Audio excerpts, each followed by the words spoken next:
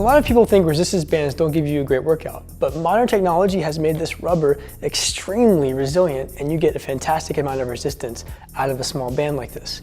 Let me show you why this can be so effective. Here we have a dumbbell.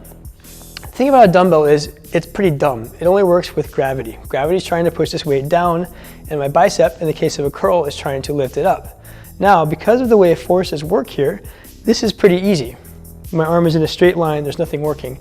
This right here is the hardest point of a curl because the weight of the dumbbell is at a 90-degree angle to my lever force right here. But as I go here, look, it's getting easier and easier and easier. Now, again, there's no force because the muscle's inactive.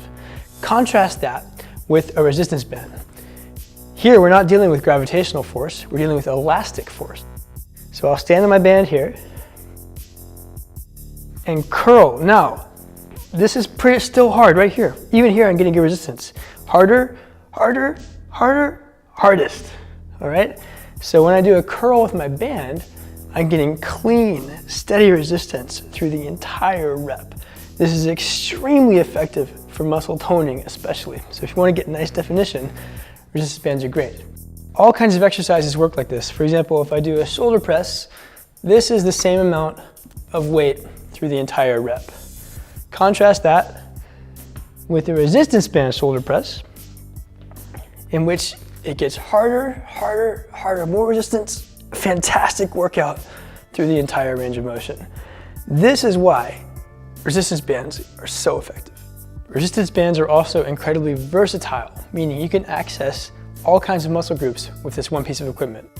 So you just seen the curl, you've seen the shoulder press, that's pretty easy to understand. You just stand on the band and go. But when you take your band and attach it to a stable point, all of a sudden, I've got a shoulder fly machine.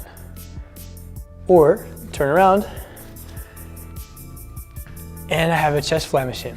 I'm getting just as good a workout from this simple resistance band chest fly as you would get from a huge, expensive, heavy piece of equipment at the gym. And finally, of course, we have safety. Think about it. Which of these would you rather drop on your toe? The 25-pound weight or the resistance band? I'm not going to try it here, but you can imagine that this is a very, very safe piece of equipment. So that's the basics of the bands and why we find them so helpful in our Kenzai training.